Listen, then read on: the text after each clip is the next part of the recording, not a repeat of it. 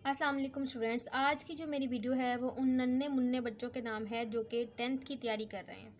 और इसमें हम बात करेंगे कि केमिस्ट्री की जो पेयरिंग स्कीम है 2021 में फ़ॉलो की जाएगी, उसको हम जो है वो डिस्कस करेंगे और देखेंगे कि किस तरह से जो है वो क्वेश्चंस की और उसके अलावा मार्क्स की डिवीज़न की गई है। ठीक है, तो होपफुली आपने अपनी बुक्स को, अपने कोर्स को कवर कर लिया होगा और अब आप ये देख रहे होंगे कि हमें जो है वो पेयरिंग स्कीम मिले और हम ये देखें कि कितने जो है वो मार्क्स की डिवीज़न किस तरह से की गई है। ठीक है, तो इस वीडियो में हम उसी पे बात करेंगे और देखेंगे कि किस तरह से जो है वो हम चैप्टर्स को, अगर रिवीजन हो गई है और हर तरह से तैयारी हो गई है, तो अब हम जो है वो पेयरिंग स्कीम को देखकर डिसाइड करेंगे कि किस चैप्टर को हमने ज़्यादा टाइम देना है और किसको कम टाइम देना है। तो आए स्टार्ट करते हैं हम।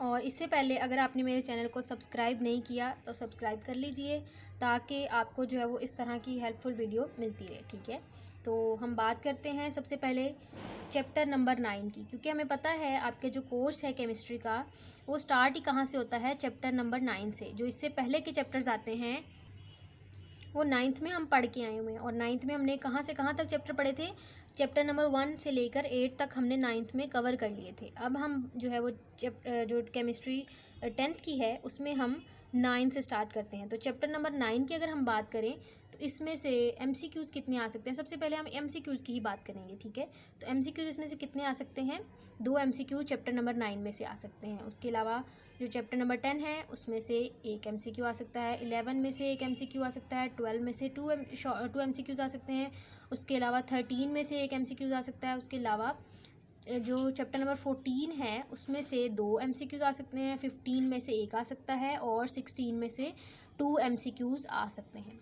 तो ये जो है हमने अभी बात की MCQs की डिवीजन की। तो इसमें से देखें 9 में से, उसके अलावा 12 में से और 14 में से और 16 में से, इन तमाम चैप्टर्स में से 2 MCQs आते हैं। ठीक है, तो ये सारे के सारे, जाहिर सी बात है MCQs जो हैं वो हमारे पेपर में एक मेन किरदार अदा करते हैं। MCQs अगर हमें आते हों, और इनको तैयार करना भी इतना मुश्किल नहीं होता, तो अगर ये आते हों तो हमारे जो है वो मार्क्स काफ़ी हद तक हमारे पेपर में बढ़ सकते हैं।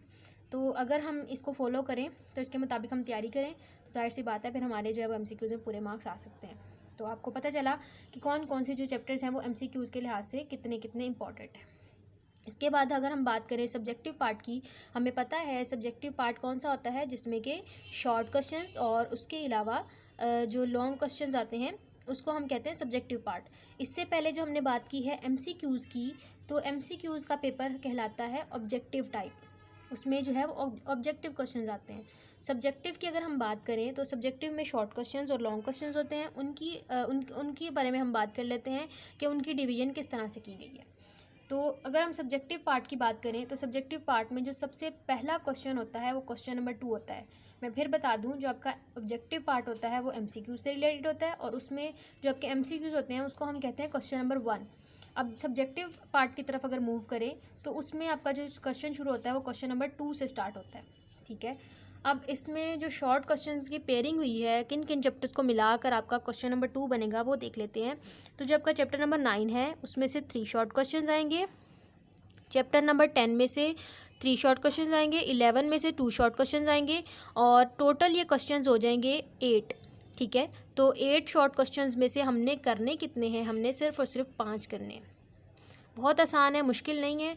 आप जो है वो इजीली 5 शॉर्ट क्वेश्चन अटैम्प्ट कर सकते हैं 8 शॉर्ट क्वेश्चन में। आपकी तैयारी जो है वो इस तरह की होनी चाहिए कि आपको 8 शॉर्ट क्वेश्चन आते हों और आपको जो है वो हर शॉर्ट क्वेश्चन बेस्ट से बेस्ट आता हो, ताकि आपको लगे कि मैं तो 8 शॉर्ट क्वेश्चन ही अटैम्प्ट कर सकता हूँ।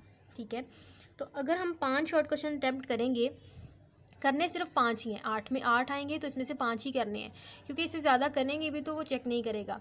एग्जामिनर जो है वो सिर्फ पहले 5 शॉर्ट क्वेश्चन को ही चेक करेगा, अगले जो है शॉर्ट क्वेश्चन छोड़ देगा। तो अगर हमें 8 शॉर्ट क्वेश्चन आते भी हैं तो उनमें से हमने सिर्फ और सिर्फ वो अटैम्प्ट करने हैं जो हमें सबसे अच्छे आते हैं। ठीक है, उनको हमने पहले अटैम्प्ट करना है।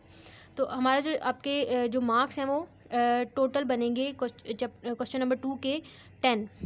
5 शॉर्ट क्वेश्चन करेंगे, 5 मल्टीप्लाइड बाई 2 10। इसके बाद हम अगर बात करें क्वेश्चन नंबर 3 की, तो क्वेश्चन नंबर 3 में हमारे पास जो है वो किस तरह से पेयरिंग की गई है। चैप्टर नंबर 12 में से 3 शॉर्ट क्वेश्चन आएंगे, चैप्टर नंबर 13 में से 2 शॉर्ट क्वेश्चन आएंगे, चैप्टर नंबर 14 में से 3 शॉर्ट क्वेश्चंस आएंगे। तो ये भी आपके काउंट करें हम, 3 and 2 5 and 3 8, total 8 short questions आएंगे। और इनमें से हमने कितने करने हैं, हमने 5 शॉर्ट क्वेश्चंस इनमें से अटेम्प्ट करने हैं, ठीक है। और इन 5 शॉर्ट क्वेश्चंस में फिर से वही रूल कि जो 5 सवाल आपको अच्छी तरह से आते हैं, चाहे आपको सारे शॉर्ट क्वेश्चंस आते हैं, लेकिन आपने देखना है कि जो 5 सवाल आपको अच्छी तरह आते हैं आपने सबसे पहले वही 5 करने हैं, क्योंकि एग्जामिनर सबसे पहले वाले 5 सवालों को जब वो देखेगा और उन्हीं के मार्क्स देगा, वो आगे मूव नहीं करेगा, ठीक है।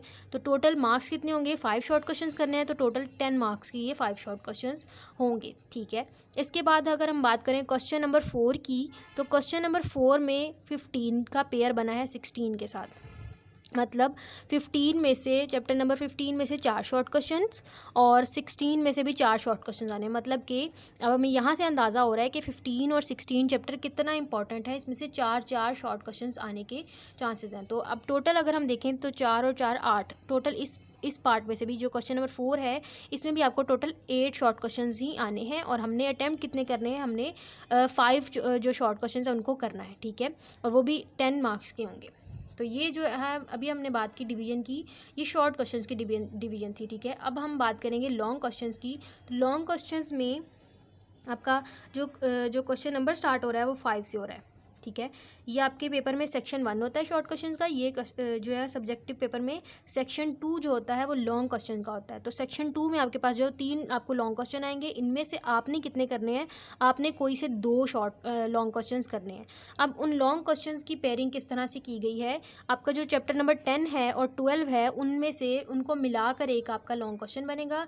इसी तरह आपका जो क्वेश्चन नंबर 6 है लॉन्ग क्वेश्चन का, वो चैप्टर नंबर 11 और 13 को मिलाकर बनेगा। और उसके अलावा जो क्वेश्चन नंबर 7 है वो जो क्वेश्चन नंबर 6 है वो 13 और 11 को मिलाकर बनेगा। और जो क्वेश्चन नंबर 7 है वो 14 और 15 चैप्टर को मिलाकर बनेगा। मतलब कि ए पार्ट अगर एक चैप्टर में से आ गया है तो बी पार्ट दूसरे चैप्टर में से आएगा। जैसे कि यहाँ पर 10 और 12 का पेयर बना है, तो इसमें देखें कि हो सकता है जो ए पार्ट है क्वेश्चन का वो 10 चैप्टर में से आ जाए और बी पार्ट 12 में से आ जाए। अगर ऐसा नहीं होगा तो आपका जो है वो हो सकता है ये हो जाए कि जो क्वेश्चन नंबर बी है, जो पार्ट बी है वो 10 चैप्टर में से आ जाए और जो पार्ट ए है वो 12 चैप्टर में से आ जाए। तो ये मतलब पेयर बन गया है इसका। अब हो सकता है कि इनमें से ए बी पार्ट जो है वो जिस मर्जी चैप्टर में से आ जाए, वो एग्जामिनर पर डिपेंड करता है। तो अब जो आपका एक पार्ट होगा, सपोज़ करें जो 10 है उसमें से ए पार्ट आएगा, तो और जो 12 है उसमें से बी पार्ट आएगा। तो इसमें से जो है वो आपकी पेयरिंग जो नंबर की पेयरिंग है वो किस तरह से होगी, 4 + 5। मतलब कि आपका हो सकता है ए पार्ट 4 मार्क्स का हो और बी पार्ट 5 मार्क्स का हो, या ये भी हो सकता है ए पार्ट 5 मार्क्स का हो और जो बी पार्ट है वो 4 मार्क्स का हो। तो ओवरऑल ये जो है 9 मार्क्स का एक आपके पास लॉन्ग क्वेश्चन आएगा। तो हमने कितने अटैम्प्ट करने हैं, हमने कोई से भी इन तीनों पेयर्स में से कोई से भी 2 लॉन्ग क्वेश्चन हमने अटैम्प्ट करने हैं, ठीक है। तो ये हमने जो है वो डिस्कस कर लिया कि किस तरह से जो है वो चैप्टर्स को डिवाइड किया गया है क्वेश्चंस के हवाले से और कौन सा चैप्टर कितना इम्पॉर्टेंट है। देखें यहाँ पर 15 चैप्टर है, इसमें से लॉन्ग क्वेश्चन भी आना है और इसमें से 4 शॉर्ट क्वेश्चंस भी आने हैं, ठीक है। तो ये चैप्टर भी काफ़ी इंपॉर्टेंट है। तो इस तरह से जो है हम इसकी डिवीजन कर सकते हैं। Thank you.